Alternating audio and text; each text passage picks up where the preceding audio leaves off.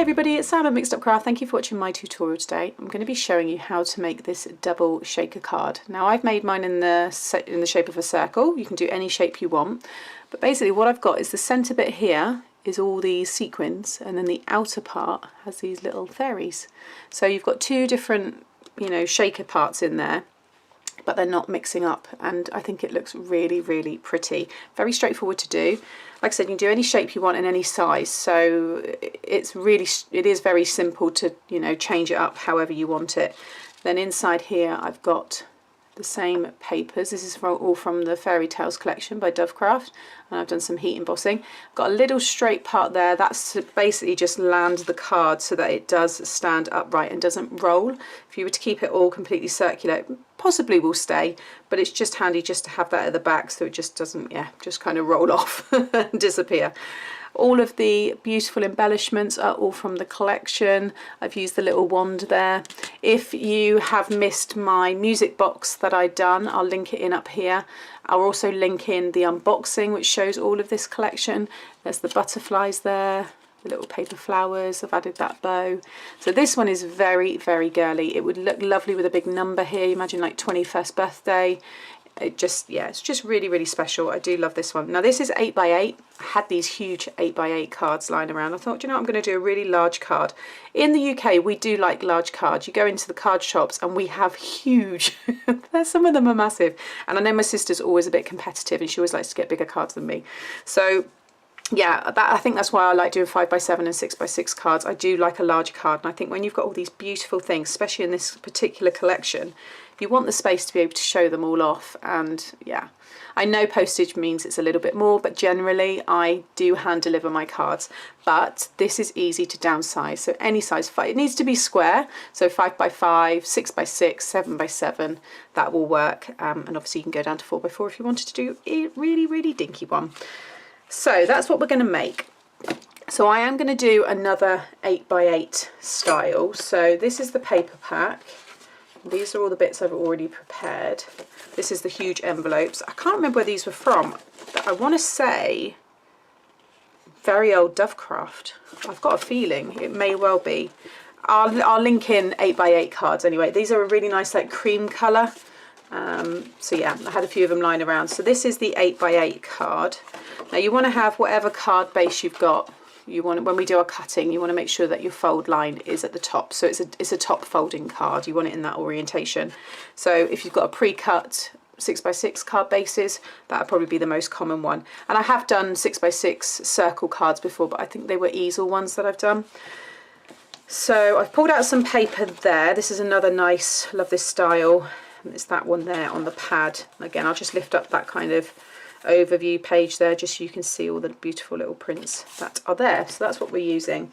So first of all, I'm using this wonderful tool, which many of you who've been following me for some time now will know how much I love the X-Cut tool. So I've got this one, but also the cutting system that some of you have got, which is, I think it's a 6-inch and then an 8-inch circle, and then it's got 7 inches on one side, and then it's also got 5 on another one, on the smaller one. Until you see it, you'd understand, but that would work for this obviously, and along with this one. But if you just got a dinner plate or a side plate, something like that would work as well. So here is my, like I said, card base top folding, and you just want to maximize as much of the card as possible without going off the edges apart from the top. You do want to go over just enough so that you've got that join. So at the top here, this is this score line here. So you need to have a little bit. I've got about 2 inches there to keep the card attached, okay? So with that in mind, I'm going to set my dial here, and I'm going to move it up to 7.5. Okay, so those of you who've got it, I found the 7.5 worked just right for this one. You can go closer to 8 if you want, but I just found that that one worked fine for me. Now if you push it down or lift it up, if you have it so it's upright, so it's lifted off, you can just go around, and what you want to do is make sure there's a blade just under here. The blade wants to come up, so it's going to cut off this bit here, which I'm just feeling there. So that is, and then you just want to go around. You want to make sure you don't go over this side and you don't go over this side here, but you want to go off up here just slightly, and you can feel, I can feel how much that's going to come off. Once I'm happy where it is, just push it down so it's completely flat. Put your finger in the middle here, and you really want to kind of hold. I'm going to go this way. Make sure you've got nothing catching you. Let's just pop that out of the way as you go around. And you need to keep everything in place. Do not move it. I am cutting through 2 pieces of good quality cardstock, so it is a bit more challenging. And I'm just going to go around and just make sure that I've cut through both of those.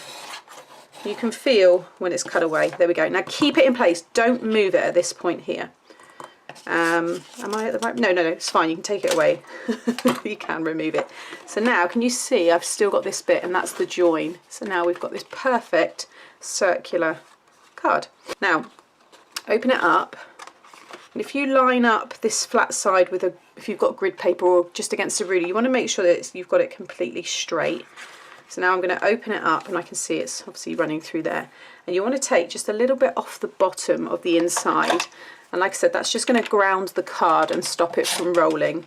So I'm going to make sure that my ruler's all... I'm using the grids under here just to make sure. And I'm only taking off, you know, it's even like a 1/16, a couple of millimeters. It's minimal, because you'd be surprised. Once you've removed that, it will stop that circle rolling away. Okay. And it's, you know, it's not too much that it's going to kind of impact the design or anything. So now when I stand that up, it stands there perfectly. You can see it's kind of rocking a bit. I think I've got a bit of, yeah, my pad's a little bit warped, but it will stop. There we go. All right, so that's what you want. So that's that card base all prepped. Now with this still set at the same size, or if you're using a dinner plate, anything you're using, you want to use that same thing again, and you want to cut out some patterned paper. So something of your choice. I'm going for something that's not too detailed, so you can see the one behind here is this lovely pearlized. It's got a slight pattern, you can just make it out there. Because you've got so much going on top, if you've got too much of a busy background, you won't really appreciate all the lovely elements that we're going to add to it. So I thought this one here is still quite plain in a sense that it's not going to affect what I'm putting on top of it. So again, I'm just checking, I'm not pushing down on that blade, just checking that it's all where I want it to be. So now I'm going to push down, and this is just one sheet of paper, so this cuts like a dream. So that's that piece now. Okay, and then that is now going to sit over the top. So whether you're using 6x6, whatever you're doing now, your pattern piece will sit perfectly on whatever size it is you're doing. So that's why I like doing these cards when there's no real set measurements, because it doesn't matter what you use. You could have a huge dinner plate size. Can you imagine how great that would look? It'd be lovely. So that's that piece now already, so you can probably start to see how it's developing. Then you want to grab another bit of card. So this is one kind of side of one of those 8x8 cards, and this is what I'm now going to use to make my frame. So with that still in the same setting, and whether you're using a dinner plate or anything else, you want to cut out another size again. I'm just sticking with the same colours, but it doesn't matter if you choose to have this, you know, any colours you want. It really doesn't matter. So, but this is what we're making now, is this frame on the top. Now the easiest way to do this, and this is the, I guess, the most challenging part of the card, pop this in the middle again. You want to make sure that it's going to obviously cover. Yep, so I'm going to go around, cut this out.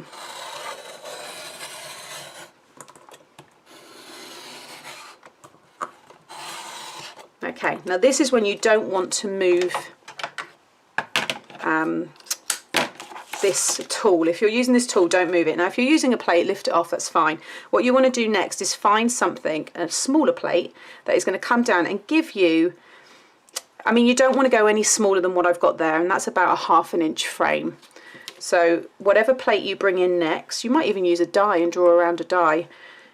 You want to have so that you've got about 1/2 inch or more overhanging, but I wouldn't go any less. So what I'm going to do with this now is I'm going to bring this down whilst holding this in place. I'm just unscrewing my dial, and I'm going to bring it down 1/2 inch. No, I'm actually coming down, it wasn't as much in the end, was it? Yeah, so I'm bringing it down now, so it is, so mine's on, I'm just popping mine down now to just over 6.5. But again, it's entirely up to you, but I wouldn't go any shorter than 1/2 inch. So So now I'm just tightening that up, and I've pushed the blade down whilst doing that, and I haven't moved this. Now the reason you don't want to move this is because this is in the exact centre of this circle, and in order for us to get a nice frame, you need to have that in the centre. So if you've got a plate, it'd be easy for you to move that around, and you just want to make sure that you've got that frame all the way around. So now I can cut. Don't want the card to move, you want to keep everything really in place,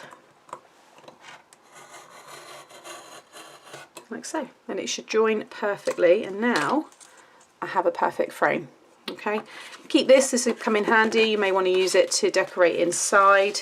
I've just used that paper there, but yeah, you could add some nice colours to it and use it on other cards. It's a nice strong card anyway. So that is now the frame done. We've got our pattern paper that sits perfectly on top of this.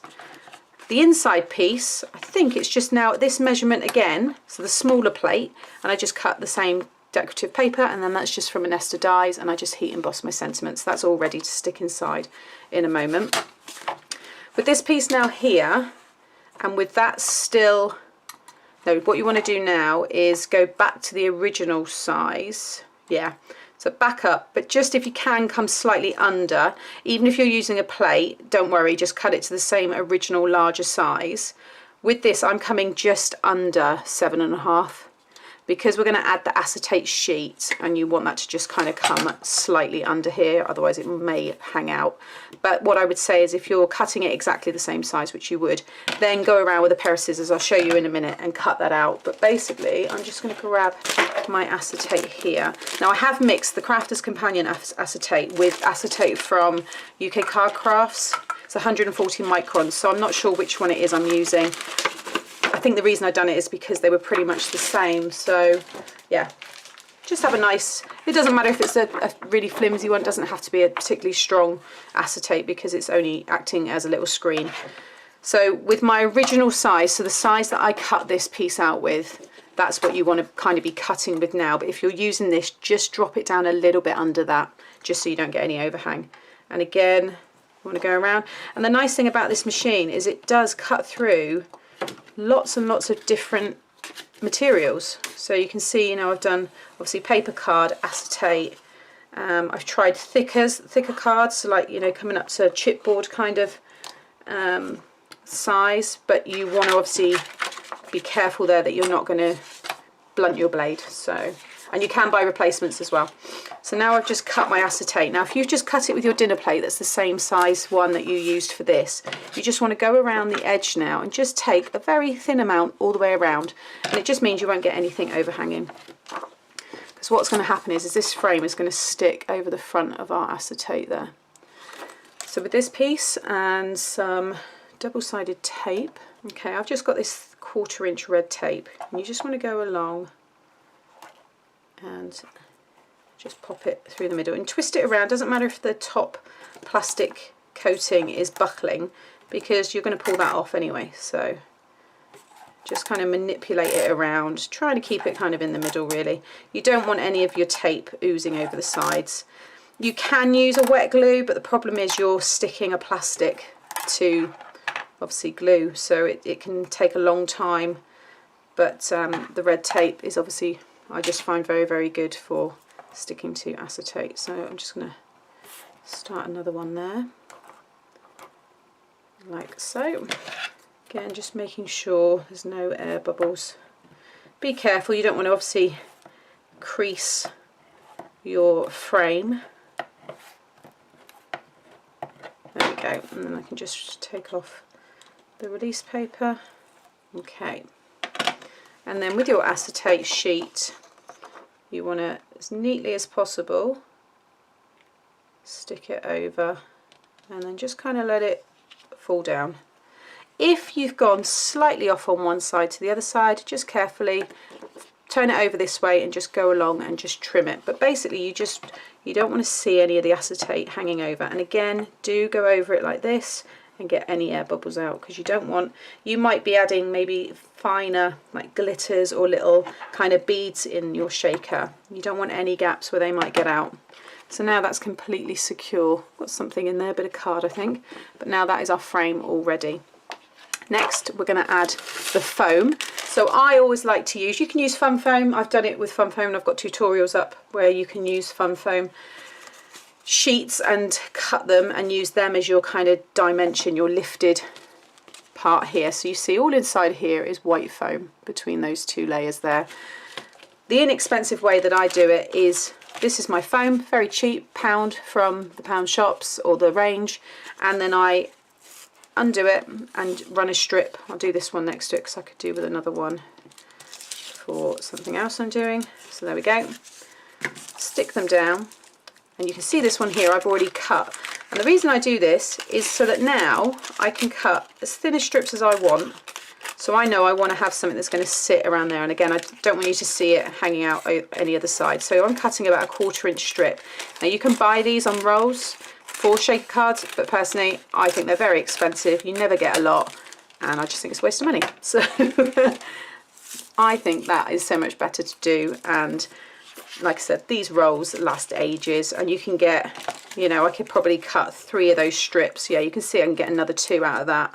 And that's probably the kind of width I always use when I do shaker cards. So, and if I make any other styles, I just use normal square foam adhesive little pads. So then I just keep the release paper underneath my finger there with my thumb, and as I go around, again, just manipulating it to curve around the frame shape. And I'm pulling the backing paper off as I'm going around. This is just so quick, and that's why I like it. With the foam, yeah, it's another great one. It's just a little bit more fiddlier. It does take up a little bit of time, and you have to, you can buy the Fun Foam ones, you can buy double-sided Fun Foam. If you've got Fun Foam yourself, then you can apply double-sided sticky sheets to it and then die cut or cut the shape out. But because of the size I'm doing, I find this has just always been my go-to. I've done this for a long time. And then this one here, I'm going to use this other 1/4 inch.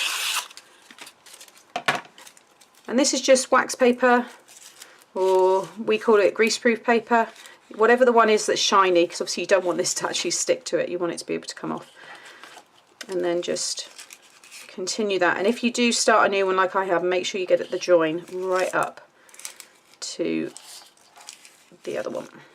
And then as you come around to here, you want them to join again. And when you cut it, make sure you cut it so your scissors are over the greaseproof paper. Don't go under, otherwise you're going to get them all sticky. If you cut it over, look, my scissors are perfect. These are just, I picked them up the other day from IKEA for 50p. And you know, they're really just good, because what I was finding is I was picking up my nice ones for glues and stuff, whereas now I've got these ones for 50p, but they're actually really comfortable and really nice in your hand, and they're yellow, so they match my room. So anyway, so now I'm just going to go around, just make sure that's all stuck down. Next we're going to create our frame for the inside. This is to have this 2 shaker part element to it. Now if you don't want to do that, then don't. Then you can keep this as one great big shaker. So don't feel you have to do this. If you're new to shaker cards, putting 2 in, you know, it does take patience and time and precision and all that kind of stuff. So just watch my tutorial, see how I do it, and then you can decide. But basically I've got this outer frame, and I've got this as an X-cut one. This is a, I can't remember where I got this one from. Anyway, this sits perfectly inside, and when I run that through my die machine, I'm using that scrap piece here.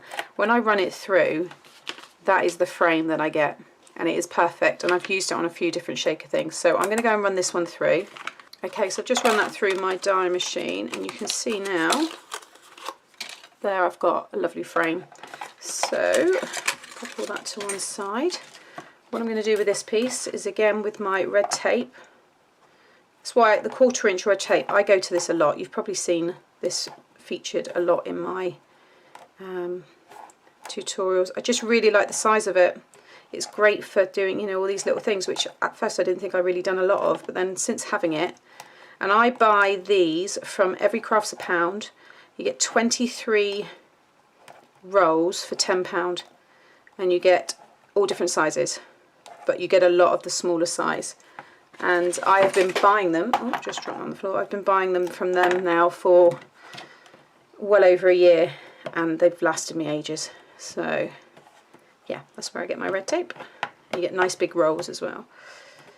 So make sure that's all stuck down, and then this is going to stick on top of our acetate. So at first this is just purely decorative. It's not until we do the bit underneath. So grab your acetate frame here, and then you just want to stick it as centered as possible. So I'm just looking in my screen. I think that's about right. If it's a little bit off, by the time we decorate it, I'm not too worried. But you're sticking it on the top, okay, like so. Now flip it over, and you're going to add this backing just over the top. So exactly the same way. And this is why I like cutting my backing down as well, because I can cut it. This is just going to work. But you can cut it so that obviously it's really, really thin. And it basically just is acting as a little wall to stop the sequins kind of, you know, sorry, I'm just concentrating, the sequins going into the other section. So just push that one around, and I just need a little bit extra. And again, like I said before, when you're continuing on from another one, just make sure you butt it right up.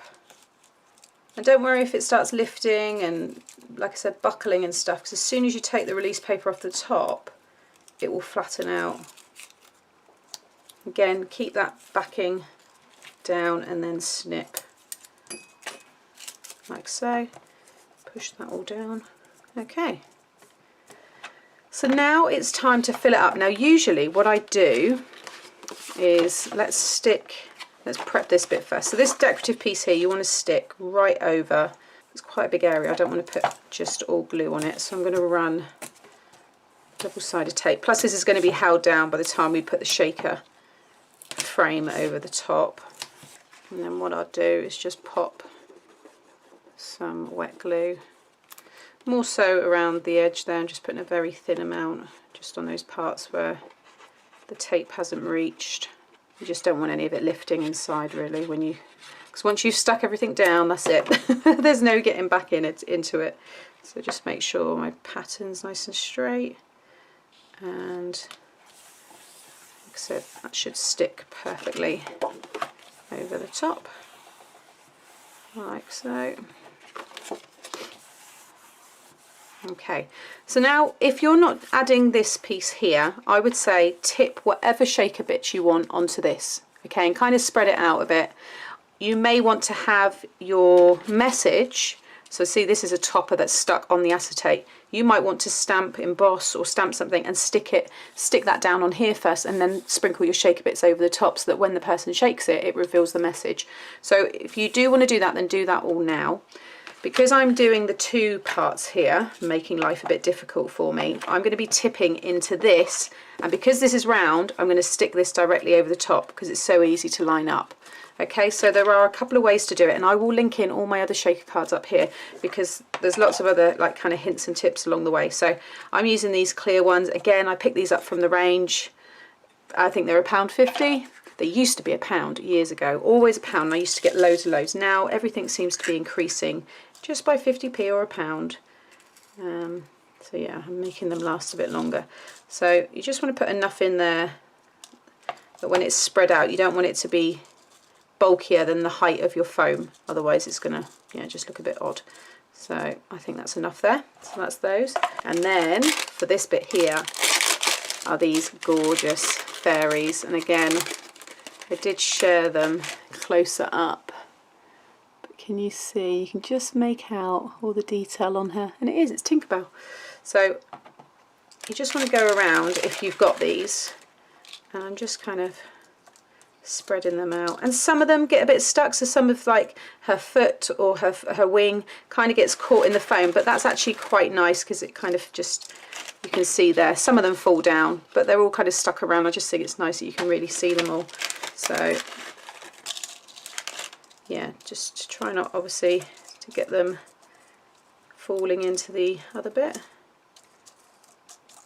because I know a lot of people have got a love-hate relationship with shaker cards. My mum has a love-hate relationship because they are one of those things that if you get it wrong when you've gone to stick it down, or you're slightly off, if you pick it up and start, you know, knocking it, that's it, everything's gone all over the place. And I've had it before, and you know, I've had sequins stuck on this once I've opened them, you know, gone to stick it down and stuff, and it's heartbreaking. So yeah, There is a process to it, but if you start to do them a lot, which I now have done, you find what kind of works, and yeah, I don't mind doing them anymore. So you can see there, that one's got a bit of static on it because she doesn't want to stay where she should. That one's a little bit stuck there. I think that's enough. Okay, so I've got them all laid out where I need to. Then what you want to do is try and not, like this is what I mean, don't knock it now or anything like that. Just carefully, I'm really kind of pushing it down with my left hand there so that I can pick this all off without really moving it. So I'm just going to carefully, see, even like that, that could have been disastrous. You just try not to move it too much.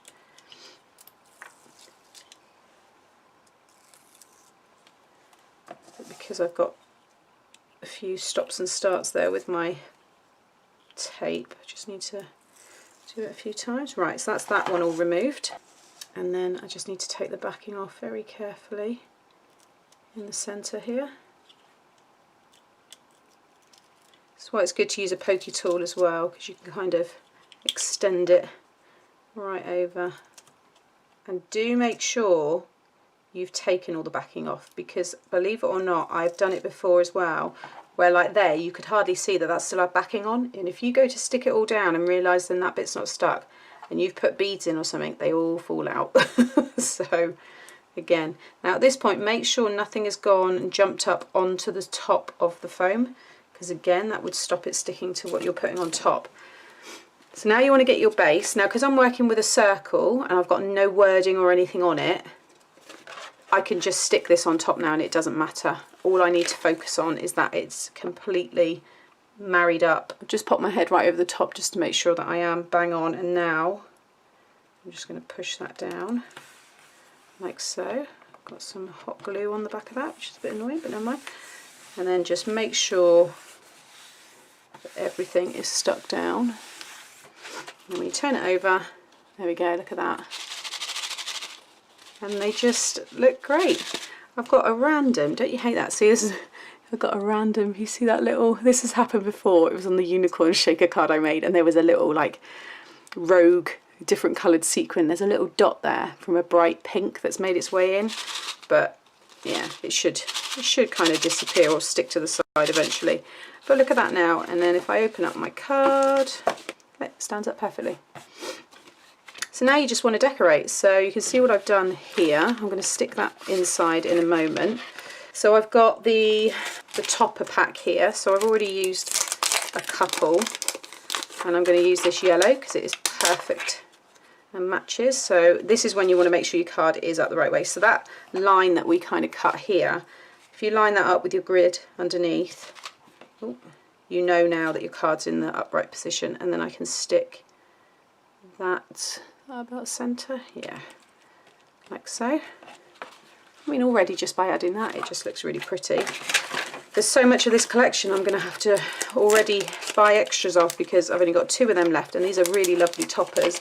The paper flowers are nearly gone.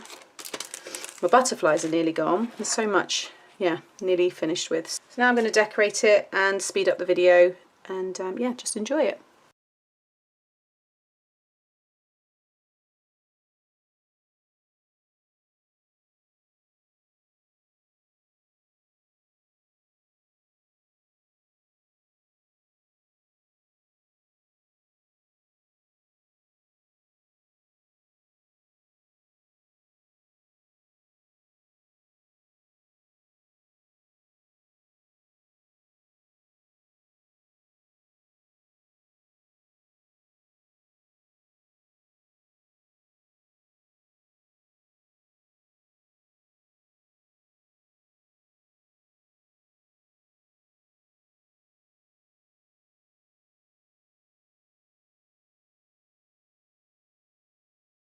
So there you go guys, how gorgeous is that? And you can make it any size you want. So I appreciate people that don't want to make really large, you know, circle cards. You can obviously drop these down, and it will be the same process if you're using squares, rectangles, ovals. It's the same concept to what I've done.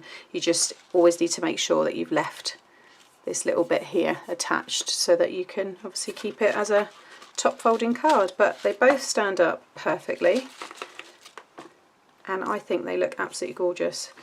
Love all the different elements to it. I love that there's two different kind of shaping parts to it, but you don't have to add that piece. You could just stick the frame on and still have this all kind of set in the center, but you could just have, if you've got these fairies, or just sequins all over, it would still look lovely. But yeah, hopefully you've picked up lots of little tips along the way, and if you're new to my channel and you've never made a shaker card, then do look at the playlist, because I've got more basic styles there, so maybe to start off with and then kind of, you know, build up that way. But yeah, that's it. So hope you've enjoyed it. Do share anything you make over on the Mixed Up Crafters Facebook page. Many of you do, and it is really appreciated because we are all enjoying seeing them. So until next time, if you've enjoyed today, please give me a thumbs up and subscribe to my channel so you get to see more. Thanks for watching. Bye.